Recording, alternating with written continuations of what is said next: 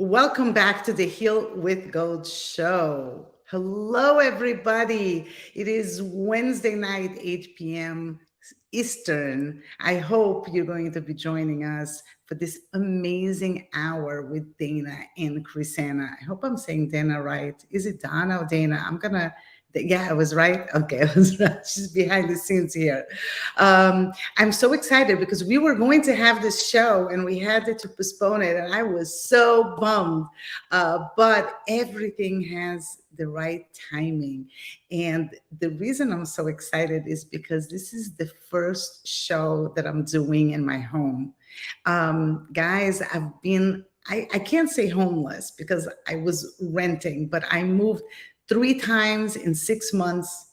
And then I stayed for a year and a half in my last rental. And we went through so much, so much. And I decided to move into a house that's not ready. I'm going to show you guys a little bit. You can see this is going to be my kintsugi wall, but they had to make a hole in the wall. And if you see there, I don't have doors. It is a mess, but you know what? It's kintsugi. My house is kintsugi. My life is kintsugi. My house is kintsugi. And here I am, first show talking about a topic that is so dear to me. And I am going to explain to you and tell you all why it's so dear to me. But I'm going to do that with Dana and Krisanna joining us. And here, welcome those two beautiful, amazing ladies. Hello. Hi, thanks for Well, having us. welcome so much. So the names are there on the screen. So when you guys are joining, you don't know who is who. And I just wanted to start by telling you why this subject is so dear to me, because I want you to understand why it's so special. So my husband had 2 strokes. And this happened in 2019 and then in 2020. And it was really difficult on all of us. It was a shock. My husband is healthy. He watches his diet. And we didn't realize that he had this tumor that was causing havoc in his body. And his high blood pressure was uncontrollable, and he had diabetes and we didn't know. Anyway, he has those 2 strokes, and my youngest daughter was very affected by it. And mind you, COVID happened. And when COVID happened, she was alone, not with her friends. She didn't have a way to unwind from all of this. And it was very difficult. And so we moved, right? I started the conversation sharing that we moved. And the first thing that I did was put my daughter at a stable for her to start learning how to ride. I mean, she knew how to ride, but jumping, English riding, being around horses, Sundays volunteering in a place of healing therapy for horses. And right now she's learning how to gentle Mustangs. And she's a counselor in a horseback riding camp. So she is around horses 5 days a week, 8 to 10 hours a day. That is why we're passionate about horses. And I've seen a transformation in my own daughter in a way that it really transformed her life. So when I was scrolling on Instagram, and I saw your page and I saw that you're doing this movie, I said, oh my God, this couldn't be a better topic to talk about, and talk about horses and healing. And I'm by far not an expert. I just had an intuition that this would be good for my daughter. And I knew she liked horses, but I want to hear from you. But before we get to Rescued Hearts, I wanted you to talk about Love Heals, and you're wearing your Love Heals t-shirt. And I watched the documentary, which was fantastic. And did you know that there is a member in our group that was with you in that retreat? Pam. I don't know if you remember her name, Pam. Oh yeah, we remember Pam. So she's a member of our group. She said, I was there. It was amazing. So talk to us about how you started that documentary, what led you, and then we'll talk about Rescued Hearts. Krisanna, I'd love for you to start this one. Well, first of all, how cool that Pam is in your community as well. She is a bright light, and it was such a pleasure and a joy to get to know her. And she even followed up with us months after, just to send us encouraging notes and little images. So anyway, just it's cool for you to bring that up. Yeah, so I've been a storyteller since I was 16, and long story short, I just knew this was my life's calling to create stories to help people. And at the same time, I had this shame and hatred for myself because I was a very conservative Christian at the time and felt like I knew I was gay, but I felt like I was going to hell for that. And so reconciling that has been a lot of the work that I've done within myself up until the point that I met Dana and just knew this was my soulmate. So yeah, I mean, as we met, there was a lot of layers to that story because I was still married to a man and I was like coming to terms with my sexuality, and she was in her own unraveling. And the month that we decided, I went through a divorce, and the month we decided to do life together, to start a relationship, was the same month that she began her chronic pain journey. So it was a painful time, but also a beautiful time because we were starting our relationship and knew we loved each other so much. And as things unfolded, and she just was trying so many different modalities and could not get the results, could not get out of chronic pain.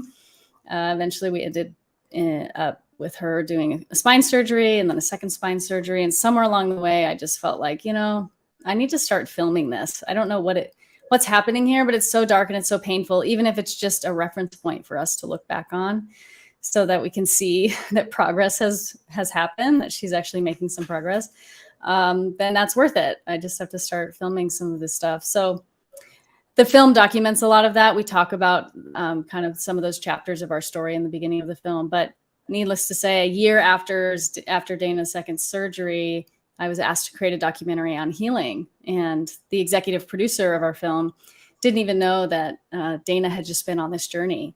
He just had seen some of my work. I had created some content for his retreat center. And so he wanted to see if I would be interested. And then as he got to know us and he got to know Dana, he was like, man, well, Dana, maybe you should be on this journey too. Maybe we should just see how this could help you in your healing journey. So that's kind of how it all began. It was just a really beautiful synchronicity and how it unfolded, because we were still kind of at this place of like, will Dana ever get back to some kind of normalcy, some kind of life in which she doesn't deal with all this pain? Not to mention that surgeries actually made her worse. They didn't help. She ended up with more pain and, having to deal with more trauma in that way. So yeah, that's kind of the really high level of how we came to create Love Heals. And really it had the executive producer told us that he had two things that he wanted to share with the world in light of COVID and everything people were going through at that time. He said, I want people to know the power of self-love, and I want them to know that you are your own best healer. And interestingly, those were two things that I think we were also coming to realize in our own journey of healing and trying to find healing. So we just felt like, hell yeah, let's do that. Let's create something that spreads this message of love and hope to people in a time that feels really dark. And yeah, so that's how we came to create the film, and we created it in 9 months and released it January 2022. And it's been a wild ride. Wow, this is amazing. How are you feeling, Dana? So much better. I mean, I know you've seen the film, but maybe many of your viewers have not. So I'm like 90+% better from the time that we were filming. And it didn't happen right away. This has been quite the journey. I still have my brain likes to hang on to pain. I've learned so much about pain and why it happens. And I had been through so much trauma throughout my life. And I did not understand that deep correlation between suppressing so much throughout my life and not expressing, not living authentically for so many years, all of the buildup that went on most of my life. So of course, I'm 41, I think, when it started or something like that. And actually it was longer than that ago, now that I'm thinking of it. So I'm in my late 30s when this began in 2017. And there's no comparison to who I am today. But I will tell you that I'm not different because the pain started to subside or shift or change. I'm different because the journey changed me. My mindset has shifted. I've connected to myself in ways I never even would have dreamed of doing if I were not in chronic pain and had those surgeries. It's unbelievable to me, the transformation that occurred because of what I was going through. So at some point I had to release the end result. And especially when you're the subject of a documentary, I had all this pressure I put on myself. Oh my gosh, well, I have to heal this way, and by this time and this date, this story has to have a happy ending. And the truth is, the story needed to have an authentic ending, because not everybody is going to conquer that thing in a certain way that they have in their mind. But can they live a quality, beautiful, joyful life that they can accept fully? Yes, we can. So yeah, that was a very big learning for me in my life, and a journey that I never would have taken without it. And I wasn't able to see that for a long time. I felt like a victim. Mhm. And now I look back, and I think I read it actually in your book. It resonated. Now I'm a thriver. I thrive in life, and it's not because I am no longer in pain.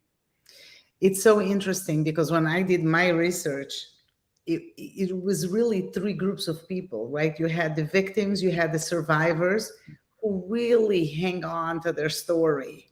And then there's the thrivers, which are happy in a way. They're not happy that they went through the pain or the tragedy, but they're happy that they became the person they became through going for what, through whatever they went through. So those people are the thrivers, and it's unbelievable. I mean, I heard time and time again from the thrivers that they said, you know what, if I had to go through all of that to become the person that I am today, then it was worth it. But it's such a complicated thing to say. Really, was it worth it to go through so many years of pain? Was it worth it to go through tragedies? I mean, I interviewed people that went through terrible things, but when they became this new person through their journey, they see the value, and they say, listen, I'm not happy that I had to go through all of this pain, but I'm happy about who I became. So that is always very interesting. So tell me about the horses, because you told me, Dana, that you were volunteering with horses for many, many years, right? 15 years or so. So how did that happen?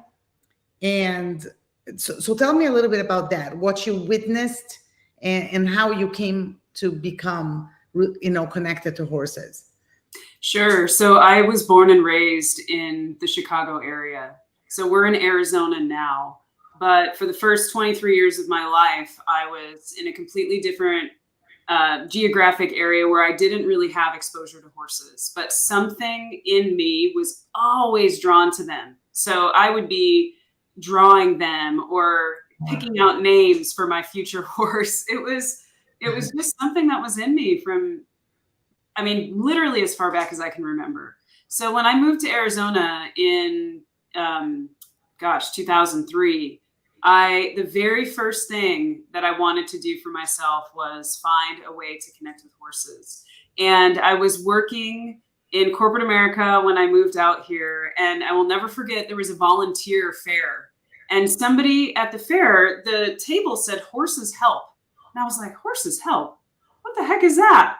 And so I went over to the table, and this guy that was there representing the organization, it was a nonprofit who actually works with kids and adults that have, I don't like to call it disabilities, but diverse abilities is how I like to say it now. And it was this therapeutic riding program that was looking for volunteers to come help out, to learn how to do different functions, of course, cleaning stalls and kind of that physical labor, but also becoming a sidewalker or a horse leader to be involved in the sessions. And I thought, oh my gosh, I love helping humans, adults, kids, doesn't matter. And I love horses. So this just felt like the right thing for me to do. And I started volunteering, and I was hooked from the very, very beginning. So yes, I did it every weekend and as often as I could. I loved the environment. I loved feeling, I was so present. Like I was there, not worrying about my life and all of my stresses at work or at home. I was in the moment and it just felt so right. And what really inspired me was something I never anticipated witnessing. And it was one day I was a horse leader. I had this 7-year-old autistic child on the back of the horse, and he had never spoke words before. So I thought, okay, this is going to be an interesting session. You know, there's no interaction. And this child started speaking. And his parents were there and they're crying and the therapist is crying and I'm crying. And I was like, what is this magic that just unfolded in front of me? And of course, he wasn't speaking with me. He was talking to the horse. And so that just left such a massive impression on me. And I thought, okay, this is something I would love to better understand someday, because that felt like a miracle. So fast forward, Krisanna and I are getting done with Love Heals. I start volunteering again because we were working so hard on the film. And I started volunteering with a foster kid who's now been adopted, but from a very young age, the only thing that could reach her was being around horses. It was truly transformational for this young girl who'd gone through a lot of abuse. She really struggled in life. And so I started volunteering with horses and her. And I thought, oh my gosh, this is reigniting something within me again, because it had been some time. You know, life gets busy, we do other things, and then we go back to what we love. But I was so inspired by her and what I was witnessing.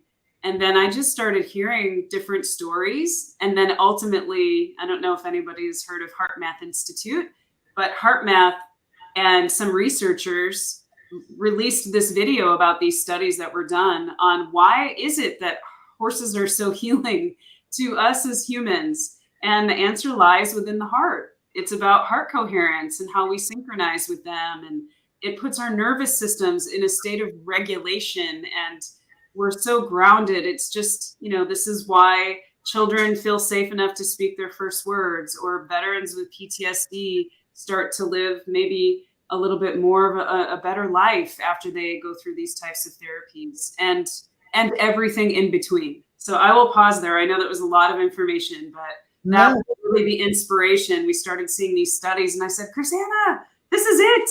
We have to share this information, because this is a modality a lot of people would not consider. It's not just for people with autism or people with PTSD. We started to watch other humans that didn't have some kind of diagnosis, physical, emotional, mental. It was like, oh my gosh, these sacred sentient beings can help so many people. Yeah. You know, my daughter has her favorite horse where she jumps. It's not her horse. It belongs to the farm, but it's a very difficult horse to ride. He has a mind of his own. He bucks a lot. And for some reason, my daughter fell in love with this horse and she only wants to ride him.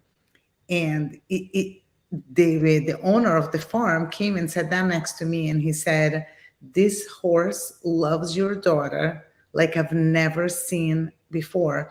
And I said, that must be the reason. She must feel this love that he feels for her, because he bucks her too. It's not that he doesn't buck her. He has a mind of his own when he's riding, and she has fallen many times because he bucks. But he stops and he comes back to her and he smells her, and there is a relationship between the two. And you were saying about the synchronicity, and it's very interesting because I spoke to her about it, and she says, I feel him and he feels me. She told me quite a few times, you know, we feel each other. Fascinating. And now that she's gentling Mustangs, it is the most incredible, like how the relationship with the horse that you cannot get near because he's totally wild, and you're going to get near him, he wants to kill you. And as you're training him really slowly and gently and patiently and lovingly, now she's already brushing him and touching him, and he comes near her. And to see this progression, this has been 3 weeks that she's creating this. And she says, Ma, I love Max so much. I love him so much. I says, you barely started touching him. She says, no, Ma, I love him so much. And I think there is some energy that transfers from one to another that people don't just see. When you see a horse, you don't understand that this transfer of energy that's going between the two parties. I've seen it. One of her teachers at the farm, he's Colombian, and he used to have a farm that he was the owner, and it was a healing farm. He said that a kid started walking. He was a kid that used to be on a wheelchair. You had to put him on the horse. And one day he took him down and carried him to the wheelchair. And he said, no, I think I can walk. And he walked, and everybody's crying, just like you mentioned with the 7-year-old autistic child, because people don't expect those transformations, but there is something really special. So I want to find out from you, are you familiar with the different, what are they doing in those places of healing? Like, are the people just being walked around? Like, what is the therapy? So, Krisanna, do you want me to continue on this one, or do you want to jump in at any point? Oh, I think, well, it's funny you asked that, because, on its face value, it might seem like we're making a film about horse therapy, but I think it's about something much deeper. I think other people have made great films about horse therapies. And, I'm a skeptic by nature. I'm not a horse person. I was skeptical even with Love Heals. I think it's what helps me. Like, even Love Heals is grounded in science and understanding energy, that these are not woo-woo things. These are actually things that science is just catching up and able to better explain now. So similarly with the horse work, I'm still on a journey of discovery, and I find it very interesting because Dana more or less just gets it. Like, she's like a human horse or something. Like, they're just one. She's like Avatar. She's just connected to these animals. And I have a lot of questions. And I will say there is something powerful, and we've already been documenting it, where there is no formula needed. Someone can get in the presence of a horse. I've experienced this myself, and within 5 minutes, break down walls and get access to something within us that's true and real that maybe we couldn't even see, because the horse provides some kind of a mirror, although some people don't love that term, but it provides some kind of access within us. So anyway, I just wanted to add that, because we are very much still we can have a hypothesis. Yeah, horses provide some kind of assistance with healing, and there is research around why that happens, and we're here to elevate that. But also in the documentary filming process, we're learning and discovering. And then what ends up coming out in the film, I think, is going to be like an incredible compilation of the most powerful moments that are it's just not what you typically see. I think horse therapy is beautiful, and how people are, like even the story Dana described with the autistic child, that's so powerful. But there's something also happening it's not even in a facilitated setting. It's just people coming willing to be around an animal that actually at any moment could kill you. It's just pure force. If it wants to run you over, it can. And in that exchange with a prey animal, there's some magic that happens. So stay tuned. We'll see how that unfolds. But that's all I wanted to share. Go ahead, Dana. I think that it must be also very genuine when you were discovering while you're making, and it's not that you are coming to prove, you're coming to learn together. And I think that was something very powerful about Love Heals, because I did get that there. I got that feeling of, I'm here to discover. I don't know how this is going to work out, but I'm open to try anything. And I love that. Thank you for that. That was definitely something that was important to me. I think there's really great films out there that maybe are a little preachy, and that's cool. I'm not necessarily looking to debunk anyone or do it. I think what we're trying to do is say we think this is a way to spread more hope and healing, but also keep an open mind that there's not maybe just one way. Even sometimes we think, oh, we're really landing on this great idea, and we ask people questions around it, and they're like, no, I don't really agree with that, and here's why. And it's like, oh, okay.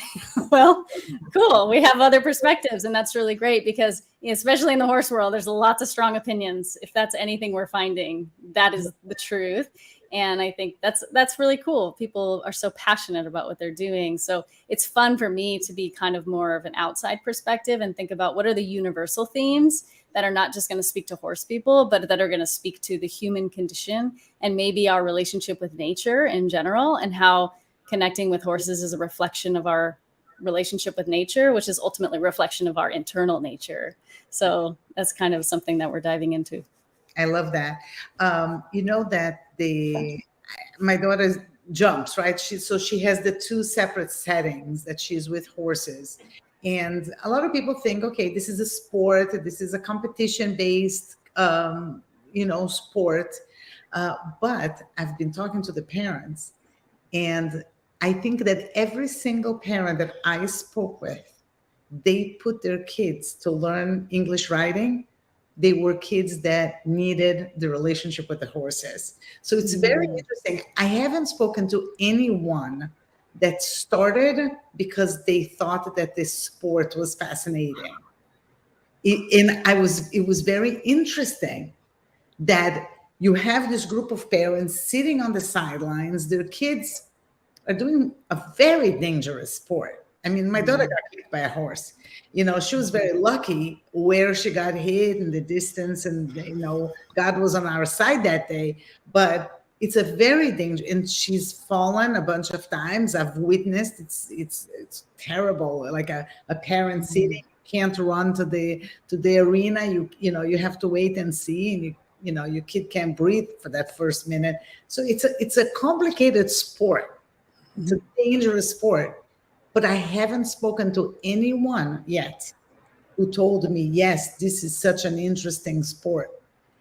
They needed to be around horses, and there is something about the sport which is really the working together, the synchronicity, the relationship, the connection, that they can speak to the horse with words, with movements, how they put their legs, but they communicate. And I think that there's something very empowering for the children when they have this communication with the horse and they do a movement. I mean, I was, looking, and because I go and I'm present in either me or my husband, one of the two of us are always present during her lessons. And so we start learning things, right? Just by witnessing. So if the child looks to the right, the horse goes to the right. It's not like a trail ride that you have to move the reins. You can just by her moving her head, he knows where to go. I think it's super empowering for children to feel this communication that they have with the horse just by their movements, their thoughts. It goes together. And I think that a lot of kids today, especially since COVID, they need this connection because they felt so disconnected in the phones and internet. They think that they're connected all the time, but in my opinion, they're so disconnected because they don't have that in-person relationship with each other like we used to have when we grew up. So I think that there is a lack in the way that they have a relationship with friends that they are having with these animals. And that's magnificent.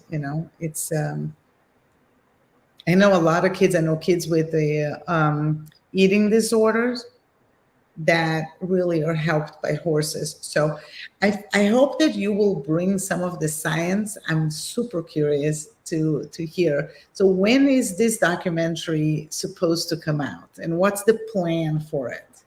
Well, if you don't mind, I'd like to actually go back for just a half a second and share something that was prompted within me to share while you were saying what you did. I think what Krisanna and I have witnessed over the last several months that we've been filming, we started in November and we should complete filming by the end of September. But one of the things that I find to be most beautiful about the horse-human connection are the people that consider the horse in the connection. And when I say that, I mean not just using the horse as a tool to jump or to show or to fill in the blank. I mean, people utilize horses for all kinds of sports and things, shows and whatnot. And one of the things that we're starting to see is that when the horses are given a choice in their training, do they want to be in that therapeutic session today? Are they showing signs of distress or pain? Are they being considered in this equation as a sentient being who also has an opinion that should matter, and not just being feared, being trained into submission, right? When you see people that handle horses that way, whether they're in the equine assisted services realm or a show realm, or they're utilizing that partnership to jump and do sports, that is like the most beautiful relationship you will ever see, because it's built on trust and love and freedom. And it's absolutely remarkable.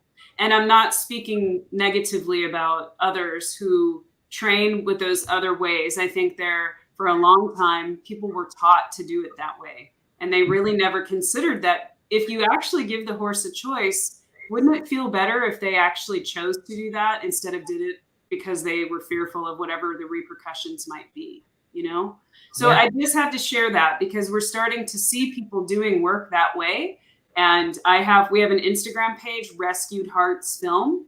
And 2 of the recent videos that I posted were some folks that we filmed with in near Dallas, Texas. And they're doing what is called liberty work with horses, rescued horses that were feral or Mustangs, not touchable, fearful, angry, just confused. And these horses have been gentled with some of the most beautiful at liberty type training, modalities that I mean, the videos went viral. I mean, I couldn't even believe the people that are like, yes, this is it. This is what these animals deserve. So I just want to share that there is an element to our film that shows when we give horses a choice and we give them a better deal, the beauty that comes out of it, those connections are deeper than anything you'll see by some of those traditional fear-based ways of training and using these horses as tools instead of partners. I love that you said that, because when we went to decide where she's going to go to school, and I actually transferred her from one school to the other, even though I didn't see anything bad on the first one. But I spent a lot of time going from one farm to another to learn and see how they do things. And yeah, there's all kinds of ways of treating their horses. And we are working with the people that we're working with for a reason. And I mean, they have amazing lives in those specific places because the owners are horse lovers themselves first, So when they love the animal first and then they like the sport, is different than when you love the sport and the animal is just a means to an end. And I think that, when you search, you find good people in this business and you find bad people in this business, everywhere. What is fascinating to me is how expensive this is. This is a sport, and this is a business, and this is a world for the wealthy. And I'm not. I told my daughter, you want to compete, you're going to have to work and save and pay. I'll pay for the Airbnb, you pay for the entry fees. We have to work together in this. But it is, so that sometimes worries me. When I see that money involved in the business, that part is not such a beautiful part. I wish that everybody had access to horses in every way. If you want to bait the horse, if you want to touch the horse, if you want to ride the horse, there's so many ways. I mean, my daughter was bathing 2 horses today. She's like, I bathed them. They had some fungus. I treated them. And I asked her, are you getting paid for this? And she goes, no, I love it so much. I'm not getting, I told her not to pay me. And I mean, when people are participating in an environment in this way, it's for the love, right? They're there because they love, they serve, and they get something in return. In some places, it's a very different story, and that's very sad. It is. So thank you for hearing me out on that one. And you're right. We met two women in California who understand what a privilege it is to be able to be around horses and the amount of money that it takes. And they're in the process of launching a nonprofit to give people in their area, no matter what walk of life they come from, access to learn about horses, to connect with them. And I hope that more and more we see that happening, because you're right. And that's important to us to also show diversity, and how do we get this type of beautiful connection into places that it's not so common, or people that can't afford it. So that's a whole nother dialogue that we could have.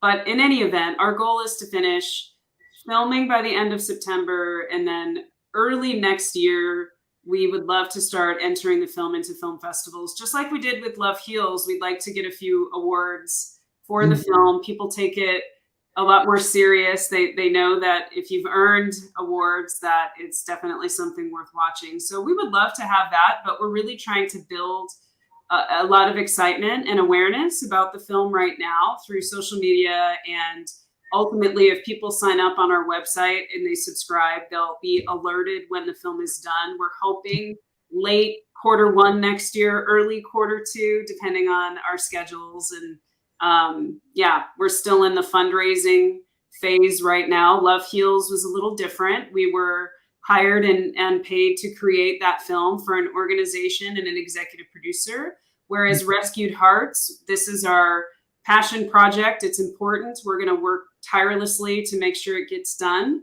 We have a fiscal sponsor, which means we are backed by a 501c3 nonprofit that fully believes in this film. So if people go on rescuedheartsfilm.com, there's ways to donate for a nice tax deduction because we're backed by a nonprofit. So right now, the phase that we're in is we're still filming. We have several trips coming up to different places to capture the magic. And we are in the process of looking for partnerships, not just for money, but also who's willing to share this with their community when it's done. We need people to see the film and people to be excited.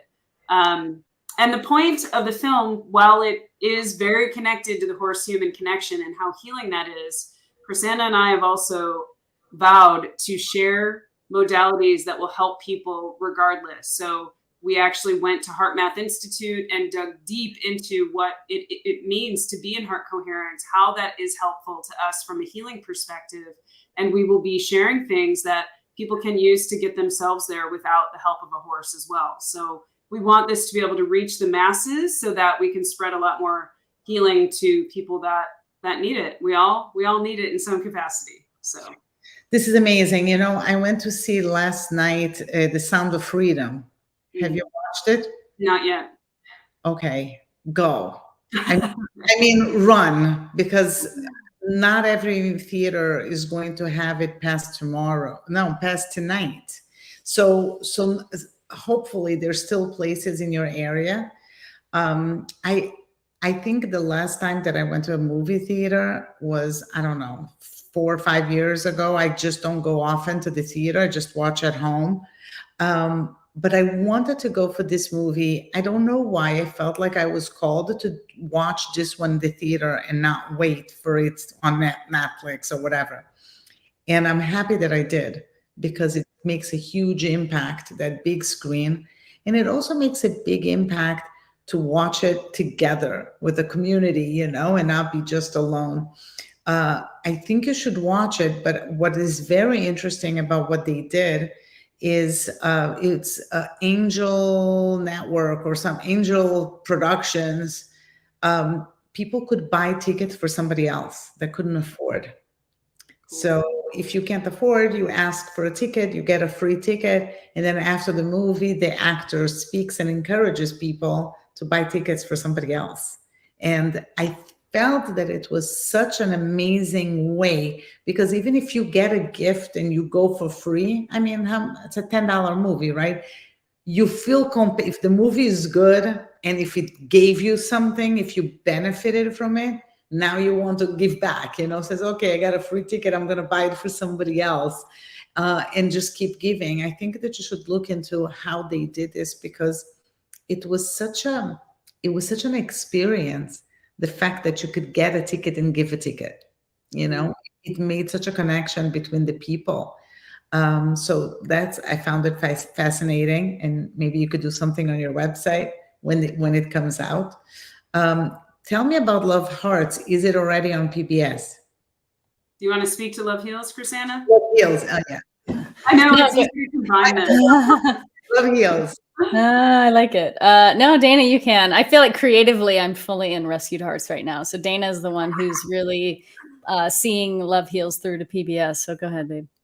Yeah, so Love Heals is alive and well. It is being seen still when we have partners that want to do virtual screenings with us. Like, we've saturated our own email list, right? People that have seen the film, they've loved the film, they've shared the film. So what we're looking for is strategic partnerships to get the film into different communities, whether it can literally be anything, a university, or a spiritual community, whatever, yoga studio, it doesn't matter.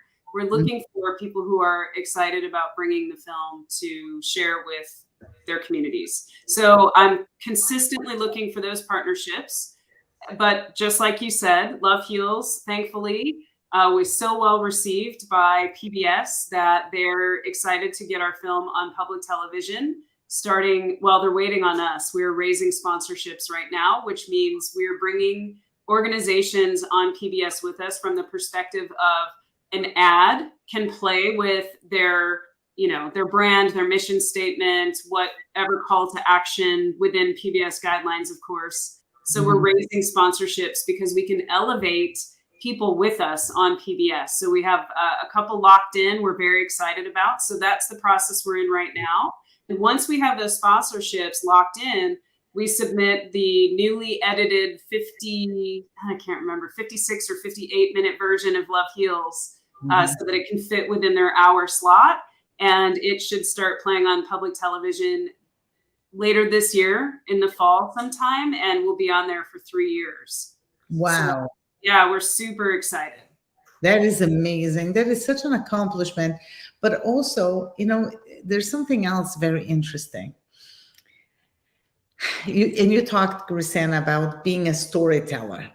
I think that there is such power in being a storyteller, and then having the place to tell the story where the masses can hear.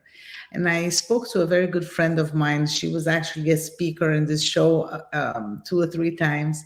And I told her, I said, sometimes I feel like my voice is not loud enough. Like people, I'm not pushy, I find it sometimes that I'm not reaching a huge platform. And not because I want or care about recognition, but because if I have somebody or if I have something to say, I want people to hear it. I want people, because maybe it can help somebody. And she was talking to me about this ripple effect that we have no idea really who we reach with our voices and with the material that we put out, right? I don't know if you know, I have a fashion company, and it's kintsugi based, which is, do you know what kintsugi is? I do now. After you read my book. So I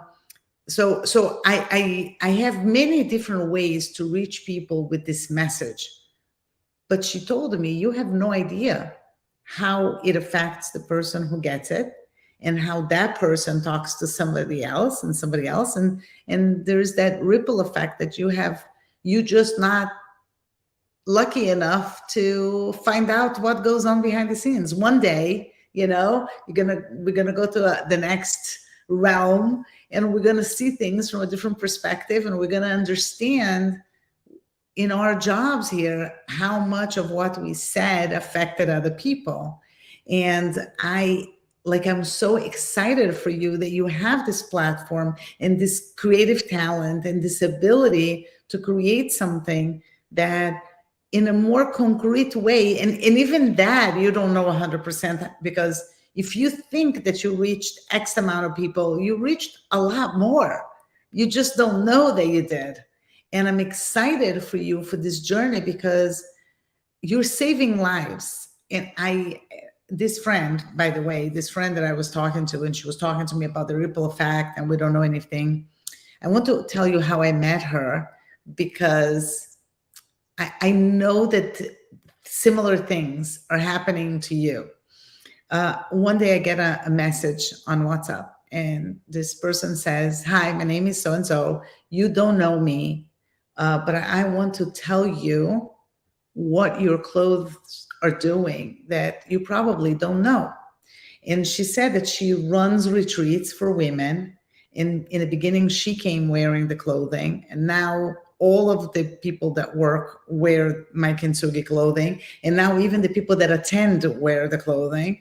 But she was telling me how she described one Friday evening in the retreat, how she was talking about kintsugi, and how all the women started crying and everybody wanted to touch her dress, and how that was the beginning, the entryway for the entire retreat, and it set a tone. And she said to me, one day you're going to go to the highest heights, and you're going to get into this wonderful place, and you're not going to even know how you deserved it, because you have no idea what you are accomplishing. And that led to that. So obviously I started crying, and then I reached out to her, and I said, "It's so interesting that you say that, because one of the things that I feel is sometimes that I'm not reaching enough, that I'm not loud, and that I'm not creating the connections that I should be." And she said, "No, you just don't know what you are creating. Just as with me, you have no idea that every single retreat I start with kintsugi, and I talk about what I learned from you, whatever. You have this gift that you created the story and you packaged it in such a special way that's going to reach so many people. And it's almost like I want to pass to you that message that I received, that one day you're going to go to the highest of heights, and you're going to see how you reached, where you entered, what you deserved for the work that you did. That maybe you're so busy editing, interviewing, and that you're not realizing, in my opinion, it's God's work. I think that when we can create something that opens the eyes for people, that they can heal in a certain way that they didn't know. What better gift can we give another human being than help them with their journey to feel better, to feel more joy, to feel contentment? I don't think that there's anything better. So when I saw the work that you're doing, and then I was able to watch Love Heals, I felt very strongly a connection, because I believe that we're all here for that same reason. I think that each one of us has a very different journey, and we go through very difficult things in our lives. A lot of trauma, a lot of pain, a lot of anguish. And usually our purpose is exactly in the mix of our pain. Whatever it is that we should be doing is in exactly what broke us. That's why I love kintsugi so much, because most people, they want to go back to what they were before whatever adversity, right? When you think about it, you have pain, you want to be pain-free like you were as a child, but you're not that person anymore, right? You are a person who went through a lot of physical pain for a long period of time. That's the person that you are right now. With kintsugi, we don't try to hide those breaks. We don't try to hide to become back, to try to, you know how you put ceramics and you do it such a good job that you can't even see where the break was? That's not kintsugi. Kintsugi is, let's put gold, where it broke. Let me shine it. Let me show everybody exactly where my brokenness was once. But I learned how to put it back together. I did the work and I put it back together, and I'm showing it to you because I'm going to show you also, so you can also mend your brokenness. And I think that, I always say, and people may think that I'm exaggerating, but I think that in a way, Kintsugi saved my life. And it was because once you understand what Kintsugi is, you are so okay with what broke you. And not only that you are okay, like you feel less shame, but you know that you can use it to help somebody else. And that gives your life meaning. So, I know people that I send the link and I hope they watch the movie, but I know a few people with chronic pain. So I send them, and I, from my experience, so much of chronic pain is connected to, like, the physical pain is connected to emotional pain, that you didn't manage to release it, right? It was just boxed in until it's breaking you from inside, and it's making that physical pain so strong. And until you are able to figure out your emotions, I always say emotions is energy in motion. But if you don't let that energy travel through you, they're stuck, and then it creates brokenness. It just doesn't work. We have to learn to grieve. We have to learn to feel pain. We have to and recognize it, that the pain is also there to help us in many ways. And yeah, we just want to feel good all the time. And that's why we start buying crap, and we start trying to travel, not because we are immersed in nature, but because we're running away from something all the time, looking, to run away. And instead of dealing with our emotions and sitting quietly, and I think that with the horses, I think that that's going back to the horses, right? It's a time that you sit with yourself. And you started, Dana, you said, when I was volunteering, I was there and I was present. There is something about being around the horses that the phones don't matter, the calls don't matter. You are just present. And I think that we forget to be present. We forget to be present with our children, with our spouses, with the work that we do, with the writing that we do. We have so many distractions. Mostly we forget to be present with ourselves, that presence within. Yeah, that was really well said. Thank you for that. I think what resonated most for me was this ripple effect. I know it's happening, and I know that people's lives are being forever changed. Sometimes we get into this mode where we're just creating, and then like you're doing all of the busy work, and you forget that maybe somewhere on the other end of the world, somebody just watched this film and their life is forever changed. And then I receive an email and I run to Krisanna and I say, read this. You're not going to believe what this person said. And it's crazy. So you never know what you're saying and what you're doing and what you're putting out into the world, how it's going to impact somebody else. And the reason I have a Love Heals shirt on today versus a Rescued Hearts shirt is because before this, we were interviewed by Anita Morjani, who is one of my, her story of her near-death experience and her healing journey and her book, Dying to Be Me, changed my life forever. And little did I know, fast forward 10 years, we would be elevating each other's work, and we would be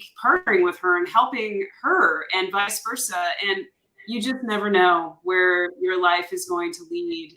And yeah, so thank you for bringing that up, because I live, both of us, I don't want to speak for Krisanna, but I live in a lot of gratitude for where I was and where I'm at today. And I don't try to cover up the scars and what happened. It's really our superpowers when we're able to work through stuff like that and be who we are today. And our story, what we went through becomes, what do they say? There's like a term, but it becomes somebody else's guidebook. Like it becomes way of navigating something that maybe they didn't know how to before. So I just thank you for the opportunity to be here and to share our story and to tell people about Rescued Hearts Film if they want to stay in touch with us. RescuedHeartsFilm.com, all the Facebook and the Instagram page, all of that comes directly to me. I'm the producer of the film, so I run all of our, customer service, email inquiries, and anything on social media, messages and such. So if anybody wants to follow our journey, just hop on our website, subscribe, and come along on this journey with us and just watch it unfold. We share a lot of behind the scenes stuff, so it's really fun in that regard. And we'd love to, just have the community join us, and however we can help spread more love, hope, and healing to you all that's what we're here for. Amazing. I want to ask you, if you don't mind, 2 more questions. Oh, sure.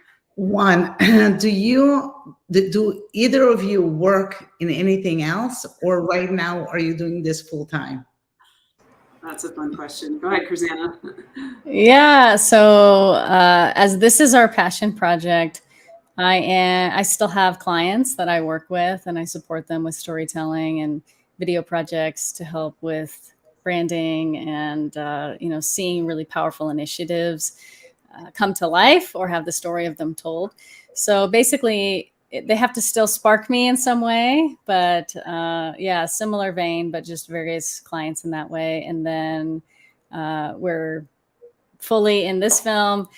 And we actually have another film that we're looking to begin story finding on. And at the same time, we've had someone ask us if they could commission us to work on a documentary for them, potentially starting next year. So there's quite a piling, I guess. But I think it's really cool. And Dana can share about hers, but I just wanted to add in response to what you shared earlier. I think it's really amazing to think about how just our authentic stories can help others. And I almost wonder if that's kind of the point. Like, we go through all of this pain and sometimes what feels like a lot of suffering in order to be able to find this place within us that's like, I only can speak my truth now. And I just don't have the same level of fear. And of course, for me, it's layers. I have still fear and such, but it's amazing because that's what we learned from Anita Moorjani, is really the power of being in your authentic self. And then just being that, just embodying our soul and its essence and sharing our story ends up helping others do the same. And I think it's this really powerful ripple effect. So that is my consistent work, is to figure out how to continue to embody that and just be a conduit for the message that consciousness and heaven and God has for all of us, and how we can share that with each other in love and in just being our true selves. So and Dana can share her stuff too. Well said. Yeah, I have a day job. I didn't start doing film work until really we started this film, which was back in 2021. We started filming, and I recognized very quickly that my experience in corporate America and the financial world, all of the things that I was really good at, in addition to what I was blessed with, just naturally transferred into a production role so well. So I started keeping us really organized and planning all the interviews. And now I interview the people, and I can help Krisanna film. And so we started working together with clients, and I film with her. I do a lot of social media reels, and I storytell in my own way. And after those 2 spine surgeries, I couldn't go back to a stressful corporate America job. So I was lucky enough to be given the opportunity to start financial coaching. And so I've always been in that world, but this was something different. This was making a tangible difference in the lives of others. So I ended up launching my business, Wealth Within, and I work with people on their finances. And so when I'm not traveling and filming and creating documentaries or doing partnership stuff with Love Heals, I'm here coaching, doing financial coaching. So that's how we're offsetting, obviously it's not inexpensive to create a documentary. So we're fundraising and also working to make sure that we can stay afloat to accomplish this beautiful task. Amazing. Yeah, I was very curious about what you did and what you were doing to manage, because You need money. We need money, and thankfully I'm really good at managing it. So budgeting is like my superpower, and it's because of a mess when I was in my mid-20s. My identity was stolen by somebody I was dating, and they put me in 6 figures of debt. So I had to learn so fast how to live life in a way that was within a budget, and how to overcome, how to pay off those debts and recover. And so now, we've done it. We have no debt. We're living in Gilbert, Arizona. It's a beautiful town. We own our home, and now we don't have to, work so tirelessly just to keep up with our bills. Now we can do what we love, and I teach others to do the same. What does freedom look like to you? It means something different to everybody. But okay. So I'm gonna commission without money. Can I commission without money? I'm gonna commission a documentary on money and finances. Oh, I'm so with you. Listen, from a healing perspective. Yeah. From a healing perspective. And I'm gonna throw in there, people have a terrible relationship with money. I know. Because I think I was told that money corrupts. Mhm. And so then there is a big fear of having money because I don't want to be that corrupt person. Mhm. Do you know Mary Morrissey? I do.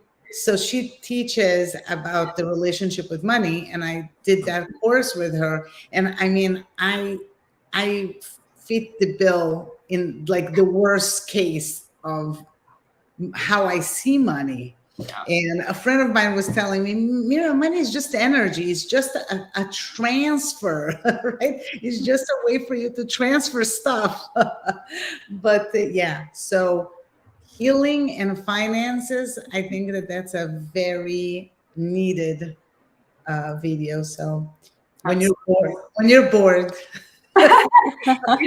Honestly, it's already on the list. Okay. And I do work with people on their mindset, and it is such an emotional relationship that we have with money that there's a lot of layers to it that people don't even realize. They just lack the awareness of why they are where they're at with their money. So Yeah. I help people gain a lot of awareness.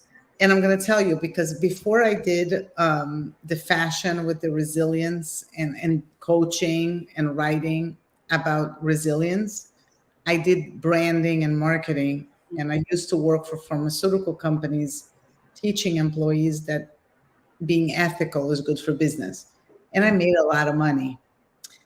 But interestingly, once I switched to do the resilience work, I started feeling like I couldn't make money, because if I'm doing good, then it needs to be just good, and it cannot have a transfer of money, because then is it like authentic? Do I really want to help people if I'm asking for money? And it became really difficult for me to charge. While when I was doing marketing and branding, and I knew what I'm doing is helping you grow and make money, make more money, then I can charge you for that work. But when I'm helping you heal, well, I can't charge you. And I know I'm wrong. I have the knowledge that I'm wrong, but I need to do a lot of work to internalize that message. Very interesting conversation. I hope you let me know when something comes out, because I'm going to be the first one to pay the ticket. I will keep you posted on that. And in the meantime, just be gentle with yourself. There's really no right or wrong. We weren't taught how to navigate this throughout our lives. So having compassion for ourselves and just being willing to be open to learn about ourselves and to grow in that relationship with finances is everything. So you're on the path. Thank you. Yeah. Well, I'm going to say goodbye to everybody. We're over the hour. Thank you for joining us. Please share the show with other people. We had a small gathering here today, but people watch it on replay. So please share it so other people can find out about these beautiful ladies, the beautiful movies that they make, and the incredible messages of those movies. So have a good night, everybody. It was great being with you. Thank you so much. Thank you.